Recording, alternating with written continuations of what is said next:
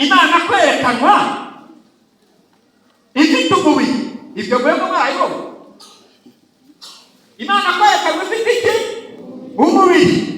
Si ugushidikanya mu ijambo rero natubwira ngo si ugushidikanya ubwira ubw'Imana bugenje gute? Burakomeye cyane. Byabanga Imana rirakomeye cyane.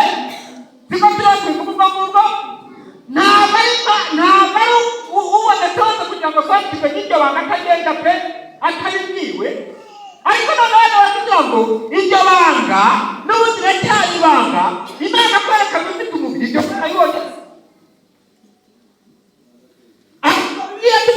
Umuntu wese uvuga ushidikanya yuko Yesu yaje afite umubiri n'amaraso, uwo nguwo ntabwo akwiye ubwami bw'iki. Kuko Yesu yaje afite umubiri n'iki n'amaraso. Hanyuma yakwiriye ibanga cyangwa se mukwiye kumenya ubwiru uko buhagaze. Si ugushidikanya rero rwose birakomeye.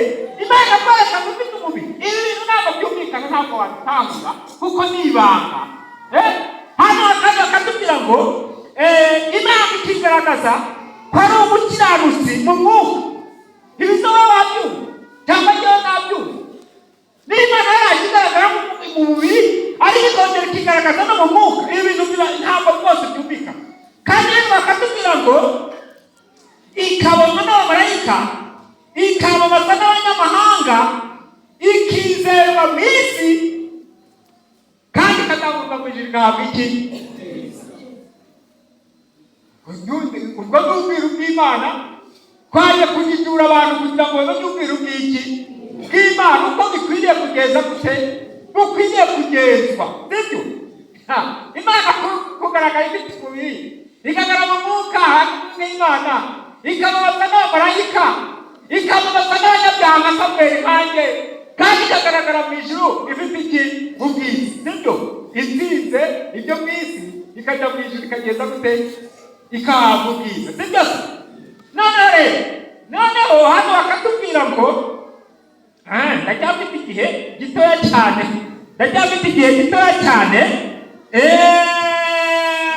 Ariko ndagira ngo nihute cyane kugira ngo tuse rwose n'abaza kuza ku gihe. Umunsi navuze yuko ntari kubwiriza ahubwo nigisha. Noneho buriya abantu bariho bagoragora bumvishije icyo turiho twigara. Ahubwo bariho bakubita umutwe bagira ngo icyo bakubita. Nyamara umuntu umwe afite umusizi rero umusizi ngo wazi icyo agejeje. Ariko ntabwo muzi bikanye. Buriya umuntu yaba ari umusizi agasinzira ubwo mwayibonye mbere. Ni ugusinzira imbona kuko. Gusinzira imbona muko sibwo. Yego nabyo. Yenda. Ubwo no gusinzira imbona muko.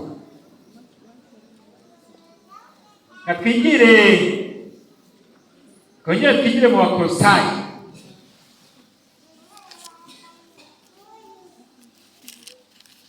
Mujye mu Bakolosayi. Maze turi buze gusoma izandiko za Pawulo cyane.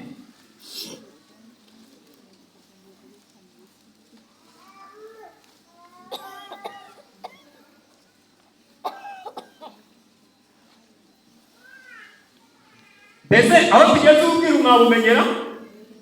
Mwamaze kumenya ubwiru? Imana kwerekanwa ifite umubiri.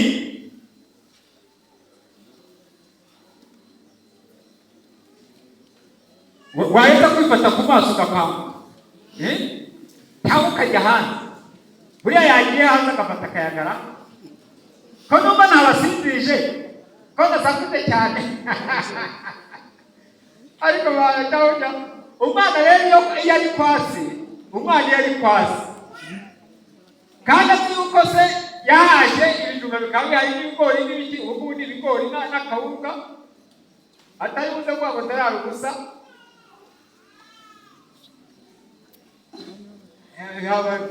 Kwera kugira ngo waza kubyuka kamo. Sibyo? Igihe cyageze cyo kugeza cyo kurya. Nta mutima muba bafite ntakwanduranya nakugira gute abayizeye yuko aho biza kubonekera biza kugeza gute baza kumubwira tegituma kwera kwibera mweza kandi n'umugore wa twiga amagambo avuga ngo ibintu birakwiye yuko abantu bose bafata Bibiliya bagafata umurongo umwe mu mutwe bati none ko tutazi gusoma igihe kizagira ubimenye wowe utazi gusoma igihe kizagira ubimenye nyine iyo utarakamba wowe ukageza cyangwa se umugabo icyariho yigira icyariho ari ikibazo buriya iyo turi kwa data buriya ibintu biba byarasobanutse neza bebe abakorosayi igice cya kabiri twasomye umurongo wa 13 none tugiye gusoma duhereye ku murongo wa mbere tugeze ku murongo wa 3. Abakorosayi ni igice cya kabiri turasoma duhereye ku murongo wa mbere tugeze ku murongo wa 3. Maze uza kumva ijambo bwiru icyo bisobanuye aze gutera agatoki ambwira ati nabyumvishije rwose ndashaka ko mumenya uburyo mbarwanira intambara mwebwe n'ab'Ilawodikiya ndetse n'abatarambona ku mubiri bose kugira ngo imitima yabo ihumurizwe ubwo bafatanirije hamwe mu rukundo ngo bahabwe ubutunzi bwose bwo kumenya neza mu mitima yabo bamenye ubwiru bw'Imana nibwo Kristo muri we nimo ubutunzi bwose bw'ubwenge no kumenya bwahishwe. None ijambo uwabyumvishije natera agatoki tubwire ubusobanuro natera agatoki kuko twaba kwiga ijambo ryitwa ubwiru ngo tuzizure bose bamenye ubwo bwiru sibyo niba hari uwumvise ubusobanuro bw'ubwiru atera agatoki hejuru hanyuma turebe nongere subiramo se reka abanyeshuri uvuga ukoresha inyandiko yego reka twumve Marise ngaho soma ukoresha inyandiko ijambo ubusobanuro bw'ubwiru ni Kristo reka akira mushyire mikoro umva ko iyo tuvuga ibigambo byinshi turavuga abantu bagenda gute ntibumve namba kandi twasobanura mwana n'ubwiru tuba dushaka kumenya sibyo kandi twabuze kubona ubusobanuro bw'ijambo ubwiru none nabyo ngo mbese mwumvise ijambo ubusobanuro bw'ubwiru ijambo ubwiru reka da bose bamenye ubwiru wese reka dusome ku murongo wa kabiri uwo murongo usome cyane rwose kugira ngo imitima yabo ihumurizwe ubwo bafatanirije hamwe mu rukundo ngo bahabwe ubutunzi bwose bwo kumenya neza mu mitima yabo bamenye ubwiru bw'Imana aribwo Kristo.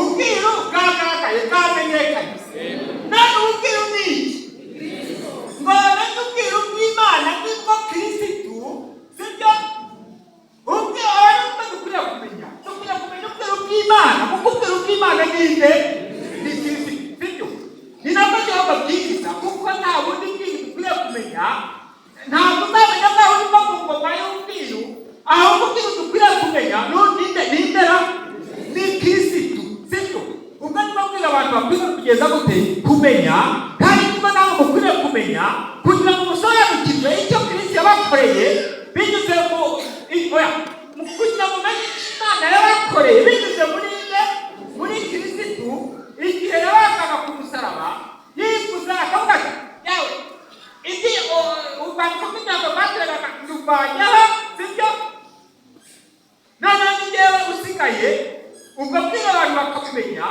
yuko igihe ariko ubundi ngaho dutekereze kuri ni mu ndege umukobona turi mu buhanya n'ubuhengerere bukabije yega amaseri ni antera wari kwitambuka umwaka sibyo nanjye mbitekagaho ubushiti ko nari kubikite yenderaga mbitekwa gutamba yenda gutamba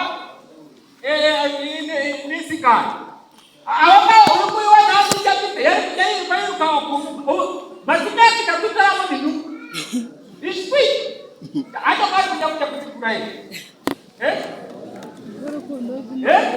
cyangwa tumwenge tukana n'ibigori bari kujya muzana ya mafu mukayazana abatazi bagakubita ibitsina hariya bakagenda kujya ariko ntekereza yuko mutazi kubona icyangwa hakurya kuko ubu bitabo by'ubu bigenda gute biragoye sibyo ariko Imana ishimwe yuko ibyo byose yagenze gute yabikuye ikabona yuko ntacyo bikimaze noneho hakaboneka igitabo kizima ariko ntabwo Imana ukuraho ibyawe by'abagenze gute by'abayimisi reka rero ubwo bwira bw'Imana bwahishuwe ariko Yesu Kristo tubwakire tubwumvire tubwizere kuko agiye kugaruka kuko twabibonye basuka ushidikanya ubwira bw'Imana bugenze gute burakomeye cyane Imana kugaragara ayifite umubiri kuba iri mu mwuka ikababazwa n'abamarayika abanyabyaha bakayivuga nkanjye kandi ikazagaragara ikazagenda ikajya mu ijuru igahabwa iki ubwiza sibyo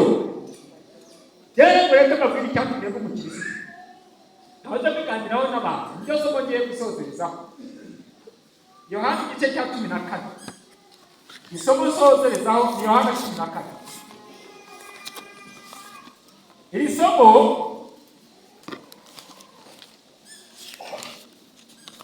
harimo ikintu kimwe gikomeye cyane nawo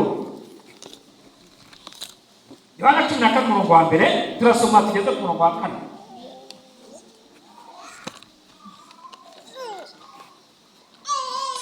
twageze ni isomo muzi cyane mwese nimuhagarike imitima yanyu mwizere Imana nanjye munyizere mu rugo rwa data harimo amazu menshi iyaba atarahari mbababwiye kuko ngiye kubategurira ahanyu umurongo wa 3 kandi ubwo ngiye kubategurira ahanyu nzagaruka mbajyane iwanjye ngo aho ndi namwe muzabeyo hanyuma umurongo wa 4 uvuga ngo kandi aho njya inzira mugenje gute urayizi iri somo igituma ndikunda ni isomo riri mu isezerano rivuga yuko Yesu Kristo yagiye akajya mu ijuru akaba akora umurimo wo kudutegurira aho tuzagenza gute tuzaba ariko ku murongo wa 3 cyangwa se wa 4 yavuze amagambo tugasubiramo tu ujye usome tuge ukeye amagambo ari 3 cyangwa se 4 hera kuri 3 hera kuri 3 ya kuri 3 niko avuga